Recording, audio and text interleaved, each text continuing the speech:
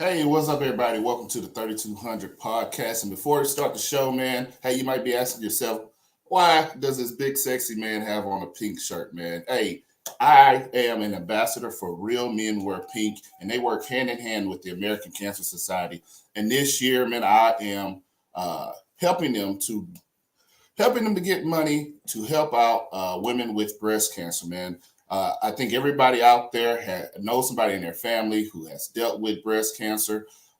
What these funds will do is provide transportation, provides room while they travel to go get their chemotherapy or any kind of hospital visits. Something going to provide wigs, food, and so much more to help these women go through make it a little bit easier for them to go through everything they do while they fight breast cancer. So this is Breast Cancer Month. Between October 1st and October 30th, you'll see me here in this pink shirt supporting them. Look in the comment section right now. There is a link right there. Click on that link. You can help. I'm trying to raise at least $3,000 to help these women with breast cancer. So that's Real Men Wear Pink. Make sure you go ahead, click that link, and help us out. And we about to get ready for the show, man. We got special guests today, man. I got Leo C. Mouton here. I got Jonathan A. Mouton. I'm Isaac J. Mouton. And we got Sean C. Johnson, man. We'll be right back after this. Hey, the 3200, you know how we connect. 3200 Magnolia was the address. Beaumont, Texas, had to do it like that. Wanna welcome everybody to the podcast. Plenty stories that we gotta explore. From the views of husbands, fathers, entrepreneurs, baby fathers and workers. I know this though for certain. You gon' laugh, have a good time till your side hurting. 3200, but you already know this. Couple of brothers hard working and focused. Intellectual, entertaining for show. 32 double O, let's go. 3200, but you already know this. Couple of brothers hard working and focused. Intellectual, entertaining for show. 32 double O, let's go. Hey, yeah, make sure that you turn it up. Get the talking, ain't no topic that we do not discuss. Yeah, everything and nothing at the same time. Good vibes, tune in, cause you know it's going down. 3200.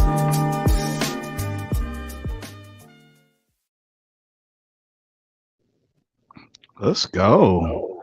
Hey, run that theme song back one more time. That was fire, man. That was dope. What's up, gentlemen? Thank you, everybody, for coming. We got the young, the indomitable. Is it indomitable word? It is today. It is right now.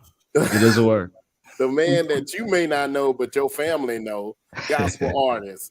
Director, man, pastor helper, usher, singer, director, Uno district champion, all of that, baby. I'm all of that. I ain't lost in 3 years. Yes, sir.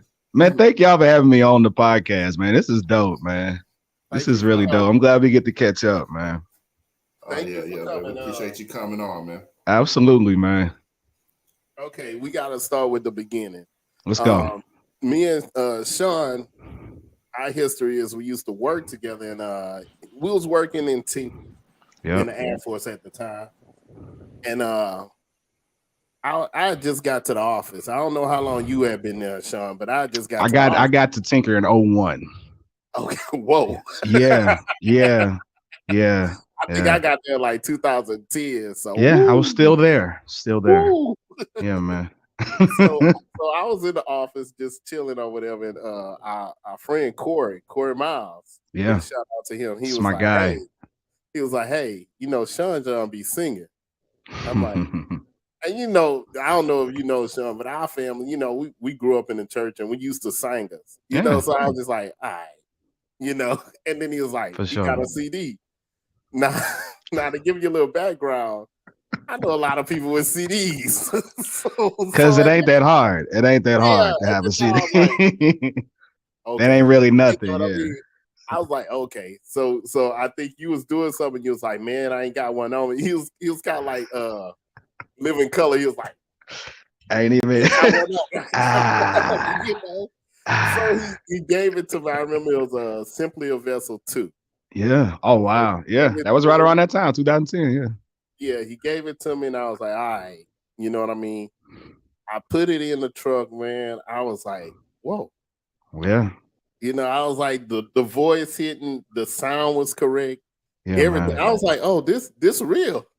This real right here. Yeah, we wasn't playing around. It was a great CD. I let my wife listen to it, and she was jamming it. My kids, they love it. I was like, man, this is my favorite gospel artist right here. Let's go. And you get to boss me around. That was even better. That's like that was just the best.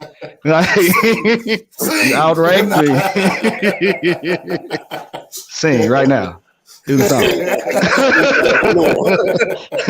you ain't pulling a KK on them from 1311 God. I was pleasantly surprised. I was like, oh, this is really, really good. Everything he's ever done since then that I've listened to and seen him do has just been on point. If you're out there in the audience and you never heard of him, YouTube him. What else you on, man? Instagram. Yeah, all of that. Spotify, Apple Music. He ain't hard to find. He ain't hard to find. I'm definitely not. You will be pleasantly surprised. It's something you can bring home to the family. I love the sound and the style. And I guess I'll start off with the first question. What made you want to pursue singing gospel professionally?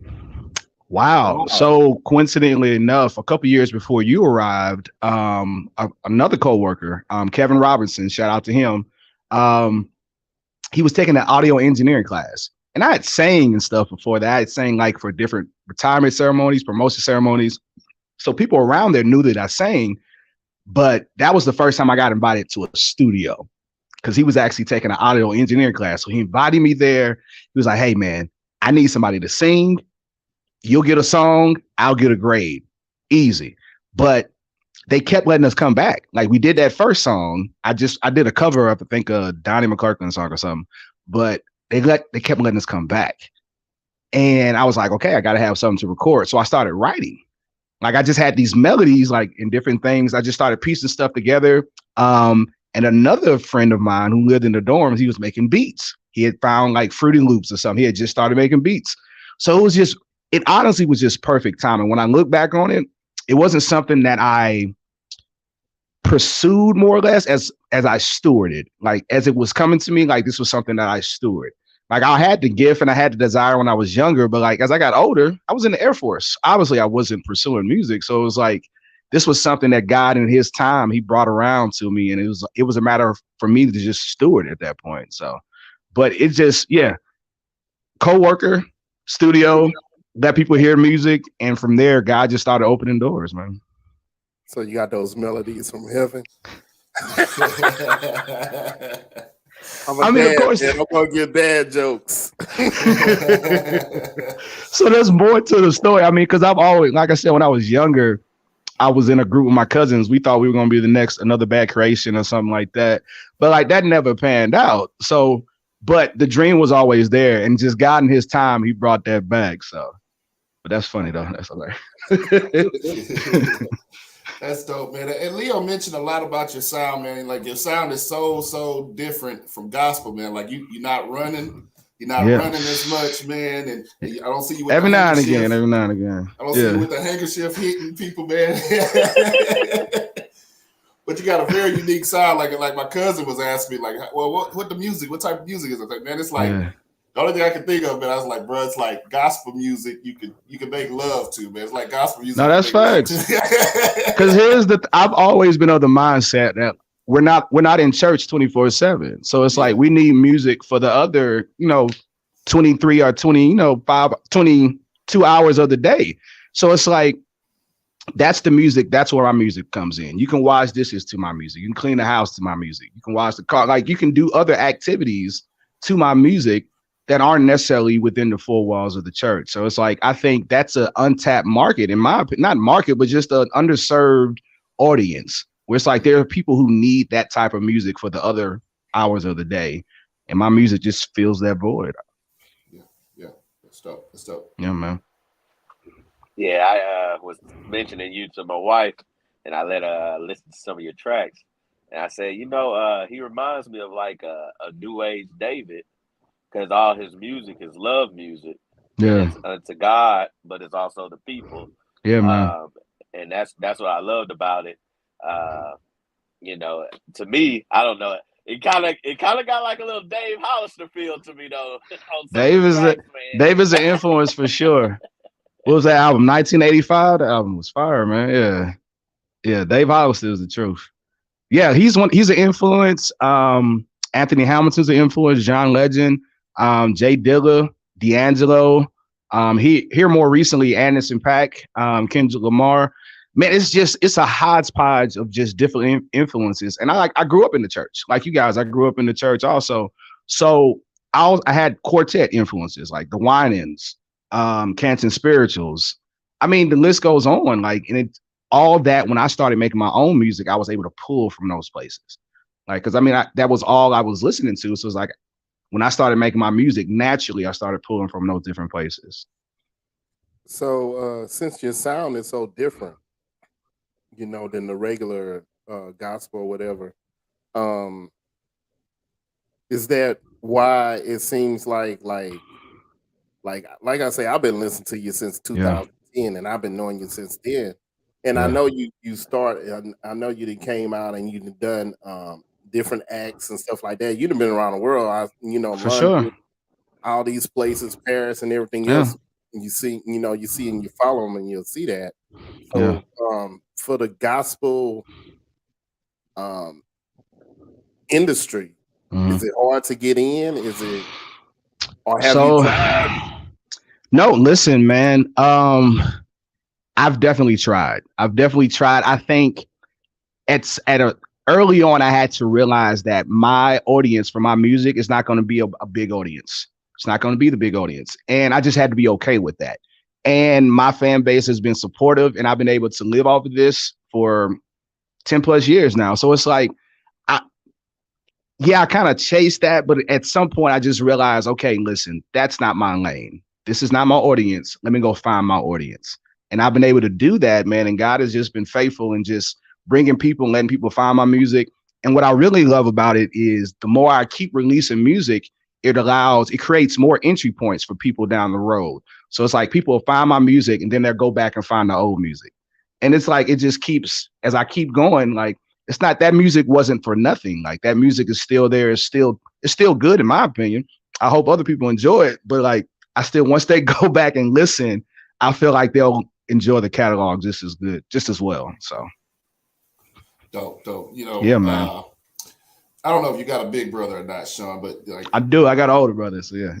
Yeah. So when brothers like to steal from me, like Leo just stole my question pretty much, man. Let's go, Leo.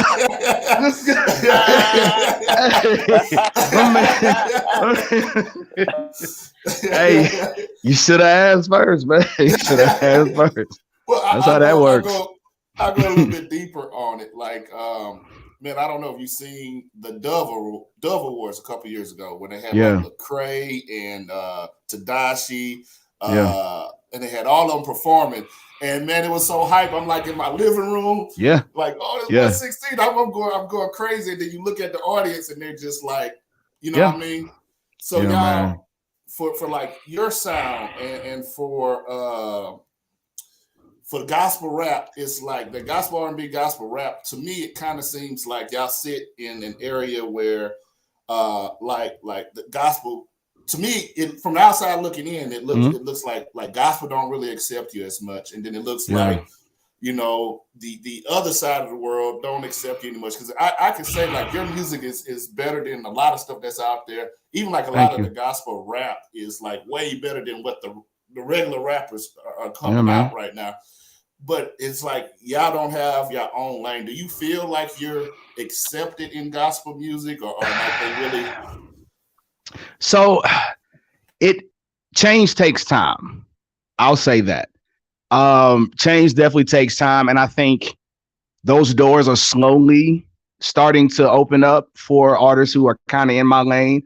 But before me there was only a hand, and there's still only a handful of us that do this sound. So I think it's just going to take time because we got to lay the groundwork. We got to create. There's obviously the demand for it. Like people want to hear this type of music. I think people have to see that it's a viable lane. Like they have to see that there's value in what we do, that there's people who want to hear what we do. And I think people just really have to be comfortable being themselves and being unique and not doing what's popular. Because I think that's what we see now. Like once a sound becomes popular, everybody sounds like that now. And I just think we do ourselves a disjustice as artists by not being ourselves. Like just be you. And I think we're getting to that point. And like I said, change takes time. That's more of a PC answer. Cause I mean, there are gatekeepers and there's things like that, but like, I try not to feed into that because what's a gatekeeper to God? So it's like, if God wants me in a space, there's nothing that any man can do to keep me from there. So it's like, I just have to control what I can control and leave the rest up to God. So. That's what's up. Yeah. My question, because I've been like listening to a couple of your albums, and you know, just the complexity and how did I guess to speak to artists that's coming up, how are you putting that together, man? I mean, because you're rapping 1 second out of nowhere, singing. I mean, I mean, you're doing everything. So how can you help an upcoming artist, you know, that's really trying to find themselves? Because you're placing stuff, I mean, perfectly. Thank you. It should be. So it flows really well. Yeah. If someone's having that issue of flowing in their music, what can you tell them?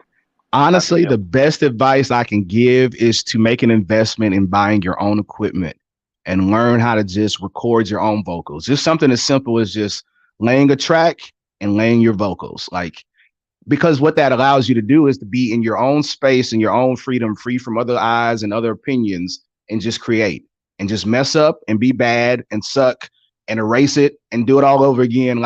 But that's what buying my own equipment early on allowed me to do that, to just sit in my room and just tinker and try stuff and play around and create. And I think as artists, you need that space to be able to be free and create.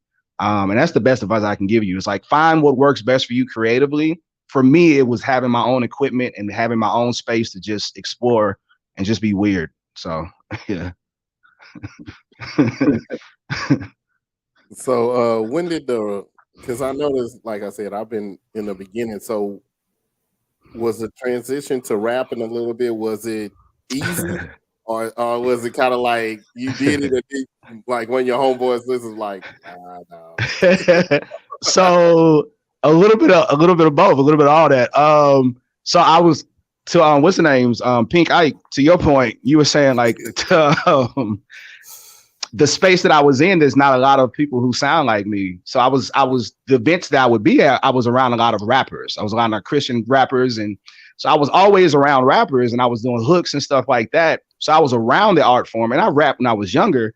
But like when I got older, it was like girls don't want to hear rapping, like they want to hear singers. So I'm gonna sing. So, but I always loved rap, and I always kind of played around with it. But I think being around other rappers all the time kind of inspired me to kind of jump out there, because like I would be on stage with them, and the response that they were getting from their music was different from me. Like it was a contrast whenever I would come on stage. So it's like, okay, if I'm gonna be in these spaces, I got to do something to at least not necessarily keep up, but to like to stand out, like to be able to not let it be a drop when it comes to me. Because like the audience is there to hear rap, I got to have something that at least matches it energy wise. So yeah. That's dope, man. Man, we got one of our friends there, man, Aisha Jones, man. She says she what up, loves Aisha? Your music. Yeah. You say Thank what's Weedy. up? What up? Weedy. Yeah, you probably made her day, man. You made her day. We grew up in church with her, man. So I know you made her day. That's what's up. My next question for you, man. like being a Christian artist is there's a lot of pressures come with that, man. You see Kirk Franklin, you know, that he kind of when he cussed his son out, man, you know, everybody's looking at him crazy. We had Dante Bowie with Maverick City, I think it's like last week or whatever. They caught him. I wasn't even that serious, but he was just in the party bus listening. Bad Bunny was playing on the radio or whatever in the party bus. And, you know, I mean, all this controversy coming. Then Leandria, you know, and so many more artists. It's like you're walking on eggshells on your personal life. Like even you named a bunch of people who inspired you, and I'm pretty sure somebody is going nuts. Like, oh, he didn't say Kirk Franklin. He didn't. No, say Kirk is definitely a Clark sisters. All them. Yeah. But you know how people look at stuff. You know what I mean? So for sure. How do you deal with that pressure, that perceived pressure that you have to be perfect and you have to stay in this one lane as a Christian? How do you deal with that pressure? I don't.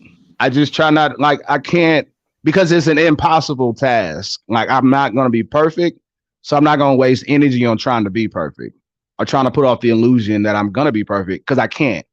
So, like, that's wasted energy, in my opinion. So it's not to say that I'm just out here just, you know, doing whatever. But like, I walk my walk, and I'm for real about it. And I walk in grace. And that's something I'm learning as I get older, like, and just growing daily. Like, I don't put off the facade that I'm perfect. I am a sinner saved by grace. And I am grateful for that. And I'm trying to spread the good news to say, hey, would you like to, to be a part of this life like me? So it's like, I'm not better than anybody. So it's like, I think for me, even Dante Bell, I think he made a really good point. Despite everything that's going on, he's like, I didn't sign up to be a professional Christian. Like, I don't want to be the hallmark that you set to say, all right, your life is what we're trying to model. Like, I'm not trying to be a professional Christian. Like, just because I'm a professional artist, like I do this, like, my walk is still my walk. Like, and it's a struggle. Like, it's not going to be perfect. And I think for those who are in, quote unquote, the limelight or who have a platform, it's a little bit harder because the lens is a little bit more on us. It's the microscope is on us. So, I mean, it's not fair, but it's just like, I just try to stay away from. I don't post anything controversial. Not that I shy away from issues, but it's just like, I don't engage. Like, it's the wasted energy, in my opinion. Like I'll have my group chats with my friends. Like, that's why I get that energy out. Like, it's not for online. Everything ain't for online. So I try to avoid it as much as I can. And the rest of it, it's an impossible fight. So I'm not going to fight it. So I'm not going to fight it. Do you think it's fair, though? I mean, coming from the audience, or do you think it's fair on the artists? I do get that, because you are on a platform, like, that comes with it, that people see your life. So, I mean, you are esteemed, you are become a role model. It comes with the territory. But I think as we have to remember that these are human beings, and that's not a cop out. It's just saying they're human. What did you expect? What did you think? Like, it's not giving them a easy out or anything, get out of jail free, but it's just like, they're not going to be perfect. Why are you expecting people to be perfect? Like, they're not going to be perfect. So, yeah, man. Yeah, I got it. I guess most of my questions are gonna be to artists coming up. You coming up, you know, of course, you're saying you're influenced. You know, you rapped a little. You know, yes, sir. Of course, you love R&B. I guess to that young guy or lady, you know, that they feel uncomfortable, you know, singing R&B or rapping or, you know, being around the crew they might be around. You know, how did you transition, and how was that transition for you to come to reality? Hey, I this is where I'm supposed to be, and this is me, and I don't, you know, how did that transition go? That's a really good question. I think for me, it started early. It started at home. It started with my parents instilling some home training, and then some confidence in me also. I knew who I was when I left home, and I think that was a big part of it. I was very secure in the fact that I was a Christian. I wasn't running from that. And And I was fortunate because when I got out there, I was rooted. So yeah, life came at me, different influences and things like that, but I was always rooted. And I think that was the biggest thing. It started before I even got out into the world. Like I was grounded before I even became an artist. My faith it wasn't perfect, but it was a solid foundation. And I think that was probably the biggest difference for me. So when I started doing music, it was just a natural, I already knew who I was. Like I wasn't trying to fake or trying to fit in with anybody. It's like, no, I want to make the music that I want to hear. And I want to talk about the things that I want to talk about. So. Yeah, I have to agree. I remember one time we was in the office and I really wasn't paying attention. That was like when I first got to the office, I wasn't paying attention. But somebody had said something to you. And after this is when I really started watching you and can understand, because I always had a problem with my mouth. Like somebody say something to me and I'm just, you know what I mean? Even my family, I say this on many episodes, I'm the a-hole of the family. Let's go. We need one. We need at least one. Yeah. You know. So somebody said something to you and I want y'all to know, man, our office had a senior master sergeant in there.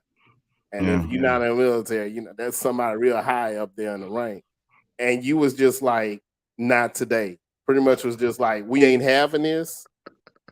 This ain't going to happen. Not today. And the way you said it with like so much authority and everything. And like you said, I outranked him. I shut my mouth and I turned to the side and I started typing like, I don't know what's going on, but even the senior, he like everybody shut up. You know what I mean? He was just like, done. But he didn't cuss at us. He didn't disrespect nobody. Never. He just put down, hey, this ain't how it's gonna happen. Yeah. And like I said, I don't even remember what started this. That inspired me, you know, to be like, hey man, I need to get better with the way I communicate. Yeah. Use my mouth. From that I learned you know, how to handle that. I got a lot of beatings as a kid. Man. So you learn to watch your mouth. How to articulate your thoughts or you get smacked. So, So I gotta turn it to another question. Go for it. And I know I used to clown you sometimes because I remember you was talking about you went on Facebook. It was like, hey man, I'm in the gym. I'm about to look this and do all this, and I clowned him. I was like, see, I'm out here trying to sell your stuff, and you trying to be a pretty gospel artist. There ain't nobody gonna take no gospel artist. Nobody want that. Nobody want no in shape gospel. What? What are you doing, sir? You need to be chubby. Relax. Relax, sir. That's hilarious. That's real though. So how do you take criticism? You know, and when it comes to the music and everything else, because I understand the artist side. You know, this is your work. I'm sensitive. Yeah, it's a part of. It's an extension of me. I had to realize because music and my art is an extension of me, and just anything that we create as people, like it's an extension of us. I was fortunate to learn early on and get some really good wisdom. Someone told me, they said it's easier to critique than it is to create. And as long as you always realize that, it's just like, because for that person to critique, it didn't cost them anything.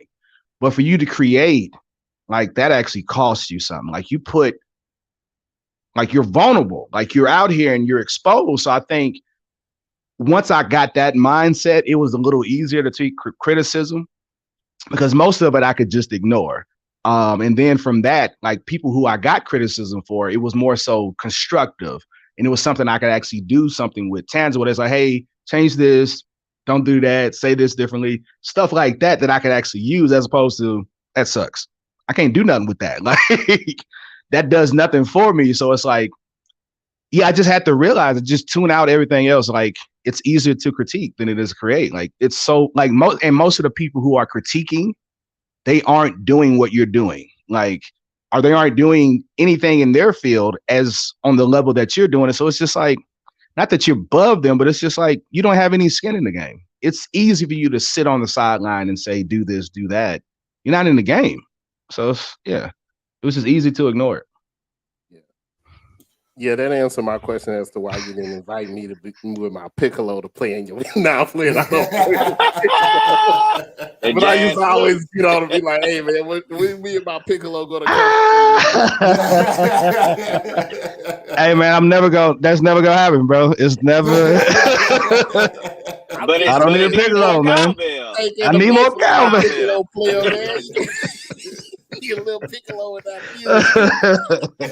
music. That's hilarious. Sound like you could have used Leo as your anger translator, man. In that man, listen. Listen, towards the end, because I got medically discharged. So towards the end, man, I was pretty burnt. I was pretty burnt out, man. I was ready. It was definitely time to go, for sure. It was definitely time to go. Yeah, man. Understand, man. Now, other than music, man, you kind of dibble and dabble in every little other stuff too, man. I know. Yes, sir. Most of your videos, from what I understand, most of your videos, you directed them and everything. Mm-hmm. And directed them, shot them, edited them, yeah, all that, yeah. So that's dope, and that kind of led you into doing your own short film, man. Yes, sir. Yes, sir. Man, and that film was man, if you hadn't checked it out, man, if you go on his page on YouTube, yes, please go watch it. You go watch it, man. It is so dope. Storyline. Now it left me kind of because I was like, okay, what's going on, man? Come on, I wanted a little bit more. I was yearning for more, man. I was yearning for more, but the visuals were nice on there, man. Thank you. Great storyline. Crazy ending. It is hard for me not to tell what the ending was. I know. I appreciate you too. I appreciate you. I appreciate it. I know that's hard. But no, I mean, you said it though. Like, so I cut my teeth like doing my videos and web series and things like that. So when the quarantine happened, when 2020 happened, everything shut down. I wasn't able to tour and do music. So I'd always had the dream and the passion to want to do it. I just didn't have the time. So now I had the time. So it was like, all right, it's go time. So I literally went on YouTube. How do you make a short film? Like YouTube University, and just deep dives, because I had nothing but time. And I literally just studied it all that summer. By the fall, and then going into Christmas, I watched a really, really bad Christmas movie. And I was like, I could at least make a movie as bad as this. Like, not that I'm better, but I think I knew what they did wrong. I can look at it and be like, okay, they did this. And I was like, okay, I think I can do this. So I was like, I just got to make the jump. Like, I can't just sit on the sideline. I got to get in the game. So it's like, all right. So I wrote the script, sent it to some friends, got some critiques, got some feedback, and I just did it. Like, it was just time. I was like, I have the time, the resources. I don't have any more excuses. I have to do this now. Because if I don't, I'm going to look back on this and be like, man, I wish. Because now things are starting to pick up. I don't have the time to do it. But now I've already done it. Now I can move forward and promote it and move on to other things. So it's like, it was worth. And now I got the bug, bro. Like, I don't even know if I'm going to put out another album. No, I'm just playing. But like, I really do love what film allows me to do, because I think it allows me to use literally all of my tools. Like, from everything that I've been sharpening since I started doing music, from music to editing to graphic to videos, like every tool that I had in my tool belt, I had to use to make this short film. So it's just like, for me, it was just very satisfying from a creative standpoint. So yeah, that's dope, man. That's dope. Yeah, man. What inspired that storyline? The name of the movie is Lucky. Lucky. Yeah. And what I understand, you did get an award for that movie. I did. In LA, man, we got best ensemble and best romantic short. So we got best romantic short. So yeah. Okay, we got a couple awards. So what was the inspiration behind it, man? Because it's just so crazy.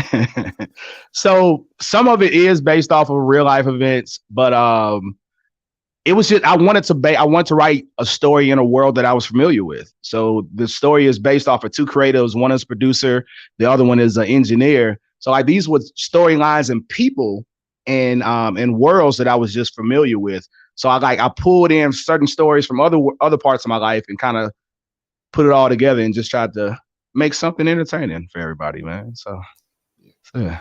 Yeah, that's dope. That's dope, man. If I Thank was you, brother man. on the end, man, my number would have been changed before old girl could even call.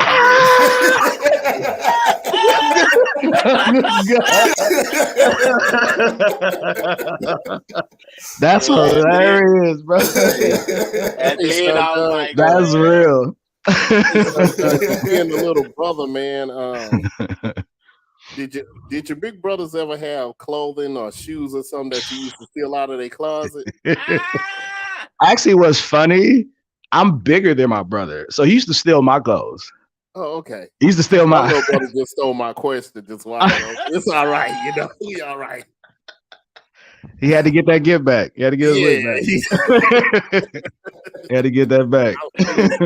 I was used to, I graduated class of '95, man. Yes, and sir. I still get my little not class of '95 shirt, so I come home sometimes I'll be like, that don't seem like your class, man. Nah, bro, you didn't walk with us. You didn't walk with us. All daggone. All daggone. That's all that matters. That's hilarious. Hey, to go on production, Spike Lee. What's up? I like your videos as well. Thank you. It's two of them. I'll leave one for the other. I'll go off of Mountain. Yes, sir. The song as well as the video, what motivated you? Me and my wife, we went through the same thing. Wow. We were supposed to have a child. Pretty much at week 46, we lost her. And the whole time, we had dreams. Even my sister-in-law, she had a dream. We saw the baby, and we knew it was a girl. Like I'm telling people in church, hey, I'm about to have a girl. Then when I find out it's a girl, it brought more faith to other people with their dreams. But to have it taken away, that video, it kind of reopened. It brought me to some tears, but also tears is healing. People don't realize. But what brought you to that whole song and video? Because it's pretty deep. Yeah, man. Life, honestly, man. I was going through a lot myself. And I think that's the job of the artist. Just in any of our fields as artists, I think we ought to take life experiences and express it through whatever our art form is. And for me, I took what I was going through at that time and I was like, let me try to help somebody else. Like, cause I was coming out on the other end of it. So I want to look back and say, hey man, like I see what you're going through. I know it's hard, but and it's hard to see it right now. And I want to be as brutally honest. And that's why I think that the verse, me rapping at the end, to me, that's my favorite verse that I've ever written. Just because of what it took to write that verse. Like I had to, and I think for most of my music, I live it before I put it out. So I had to live that experience. I had to live, being in a mountain or overcoming a mountain and just understanding what that looks like and grappling with God and asking him why, like, and being honest and being transparent and being angry at him and allowing and God even meeting me in that space when I'm angry at him. I wanted to kind of put that in a song, and that was the best I could do. Like that was the best. I wanted to capture that emotion, and I really do hope. And man, I really am sorry for anyone who has gone through anything like that, man, because it's a horrible, gut-wrenching thing. And I think I wanted to bring hope to anybody in that situation, that it's just like, man, listen, like God is close to the brokenhearted. Like that was the ultimate message, that God is close to the brokenhearted. So yeah, man. Yeah. And the beautiful thing was, a year later, we had our daughter. Let's go. Around the same time frame and everything. It was crazy. Yeah, man. Yeah, I don't pretend to know everything that God does. Like I lost my mom when I was 11. To this day, man, that's still something that I ask, why? And I'll never know until I get on the other side of, all of this. But it's just like, that doesn't shake my faith in God any less. Like God is still God to me. Yeah, and it's a area that we don't talk about a lot in our faith as Christians. that little, not a gray area, but just the area where it's just like, I don't know. I don't have all the answers, but God is still God and I'm walking it out. And I think we have to learn how to sit in that uncomfortableness sometimes. So yeah. Yeah. Mountains, I have to say it was dope. It Yeah, was just, man. I mean, even at the time when it happened to Jonathan, I can't remember if my older brother and them, if they had the same issue before Jonathan Yeah, or man. after Jonathan. But I remember that once the song came out and you threw out the video, I sent it straight to Oh, them. wow. And and it helped Wow. them too. Wow, Now on the funny side, I don't know if you remember, but every time I would see you in the OKC area and I'd be with one of my sons, I would never have the other son. It'd always be my oldest son. So everybody in the family pretty much, because I think another time it was like me, my wife, and the oldest son. Mhm. Everybody in my family, they pretty much met him, except for the youngest one. And the Oh, youngest one, wow. he's still salty to this day. Like I told him, I was Oh, like, hey, wow. Sean gonna be on the show. He's like, oh yeah. So Uncle Isaac and Uncle Jonathan get to meet him. I'm like, Hey, yeah, man. so I ain't met him yet, right? I My mean, this bad, dude little homie. I'm sorry, little is a homie. 19-year-old in college now. You're like, so I ain't met him He's yet. still. I gotta get off the phone with you, Dad. Oh, So man. I asked him what was his That's favorite why he's song. Yeah, that's why he's my son. That's hilarious. He looks like Jonathan. It's kind of funny. I got two sons, and one look like Ike, and one look like Jonathan, and they kind of act like them too. So Hey, you get to live it all over again, man. Yeah. God said you get to do this over again. Run that Yeah. back. So I have to ask you, his favorite song is "Surrender All." So what made you come around to that one? And that's like, Man. that was like your second. I think that's third album. That's third. Surrender All. Yeah, Okay. that's third. Man, like I alluded to it earlier, but like honestly, like every album I lived it. Like Simply a Vessel, that theme was just really me coming into being an artist, surrendering my gifts to God, or giving my gifts to God, and just being a vessel. What was after that? Faithful. That was a season of God just being faithful in my life. After that was Surrender All, which was the third album. But like that season, I was just really giving everything up to God. I was just like, because I'm 3 albums in. Like I've been chasing this thing. I'm trying to like, I'm putting a lot of effort, time, energy, and money into this. Like things are kind of picking up, but they're not. It's just like, I'm like, this is too stressful. I'm just giving it all to you. And I think that was really the heart behind that album, that whole project. It's like, God, take this and do with it what you will. And honestly, man, like that album came out in 2012. That year alone, I think I flew on an airplane more than I had my entire life up until that point. Like things got, and I just got out the Air Force. It was just God again with just his perfect timing. Like things just lined up. I released the album, got out the Air Force, started touring picked up. And it's like, I never missed a beat. Like there were some months I was making more than when I was in the Air Force working full time. I was just like, what is happening? Like, and it was just, but God was just showing me that he was providing. And it's just like every album, I surrendered it to him and he took it, man. And he gave it back to me, man. So yeah. Dope, man. Yeah, man. My question, man. All right. Go for I it. want to know, man, who is your top 5 gospel artists? That's gospel, gospel R&B, gospel rap, country, whatever. Top 5, man. Who's your top 5? That's messed up. Dang, man. Okay. All right. Just artists.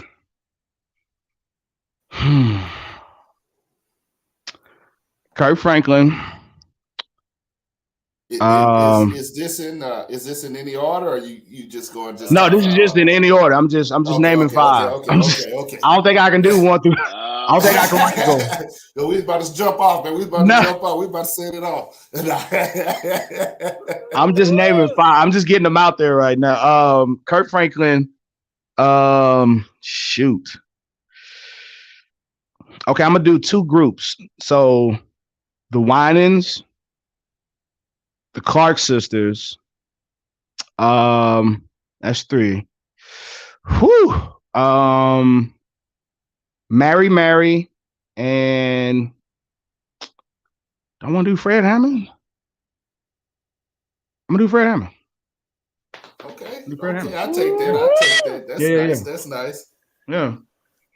I'm All gonna go with that. All right. Who's winning, man? Who's Low winning in the fan. verses, man? The Winans versus the Clark sisters, man. Who winning in the verses? We are the fans. That's who's winning. We win.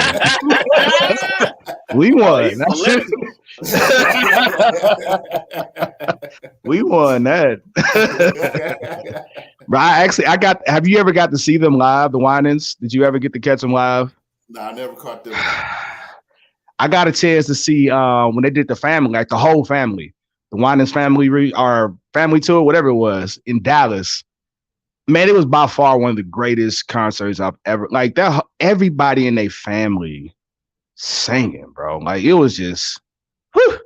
But yeah, shout out to the Winans, man. That's dope. That's dope. Legends. Oh yeah. All right, I want you to dig into. I'm gonna go back to another track that I love. Let's go. I think it's one of my favorite ones. Save Me. The video is crazy. It had me tripping out, especially the ending. But it's something that a lot of men go through that we don't really talk about. Because we always want to seem like, I guess we've been brought up in that culture where you know it's cool to be a player, it's cool to be a pimp. But nobody's really saying, hey, yeah, she left me on red, you know, and things of that nature. Yeah, man. So where did that track come from? Because I mean, that was smooth as a glass of wine right there. So I'm gonna keep it a buck. That Jesus juice. I'm gonna keep it 100. I got curved like pretty bad. And it really motivated me to write that song. It kind of low key started out as a diss track. And then like I was like, I can't put this out. So I had to rework it. I was like, I can't put this out. Cause I knew she was gonna know who it was. I was like, I can't put this out. So I had to switch it up. But no, it really was like real life experiences. Like I really try to be true to that because I feel like that's where the best art comes from. Like if it's from real life, when it's authentic, and I want it to be as authentic as possible. And I think as men, we don't get to have our full range of emotions a lot.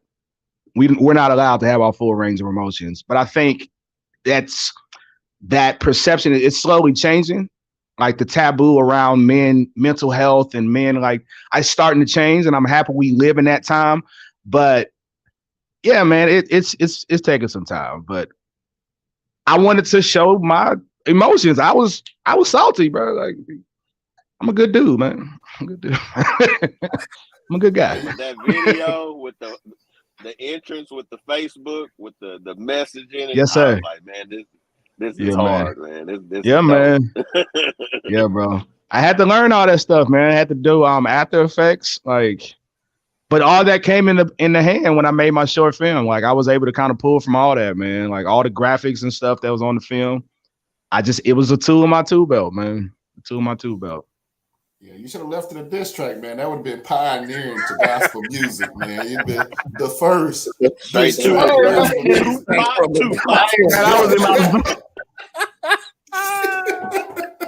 I was in my daggone feelings, bro. I couldn't put it out, man. I couldn't do it. Let it go. Coming out of there. We want to hear that unreleased version. Nah, dude. That's the one. That's the one people want to hear.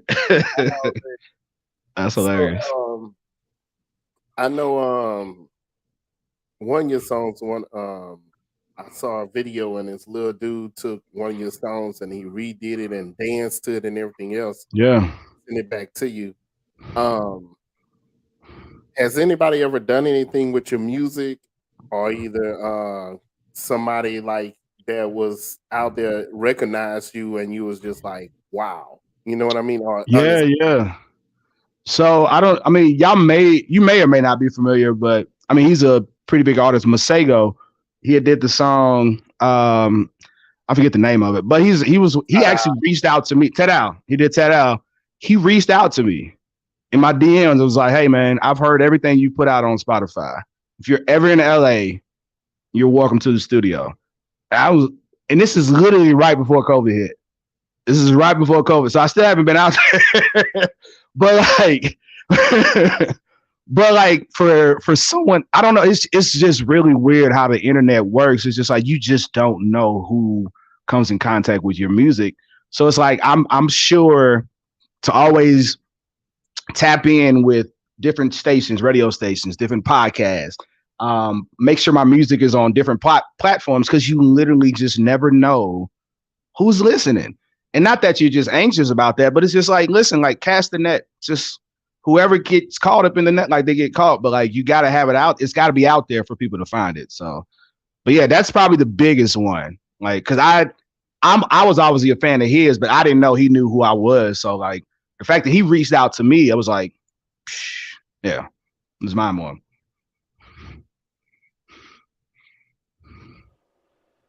So go ahead. What? Oh, okay. What are we? What's your next move? What do you have going on? What's upcoming? Man, honestly, I want to turn Lucky into a series because we left it on a cliffhanger. And I think there's more story to tell. And I think the feedback that I've been getting from a lot of people is like, yeah, there's definitely more story to tell.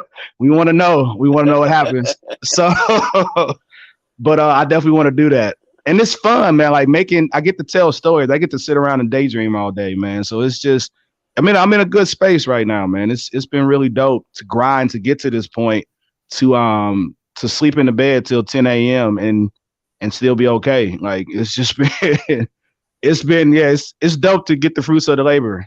It definitely is. Yeah, he's gonna turn Lucky. We don't want. Go ahead. I was gonna say he's gonna turn Lucky into like the Trapped in the Closet, the gospel version. I was about to say, he took the words out of my mouth. That's hilarious. Please stop me if I go too far, please. Please, if I get to part 20, don't let me get to part 20, man. Please, love me enough to stop me, man. Just don't get to Lucky 69.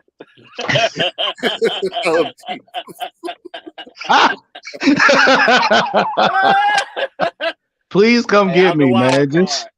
Just come tap me. Hey, man. No more. We don't need no more, bro. The stories is over. That's we great. All are lucky now. We good. Well, yeah, man.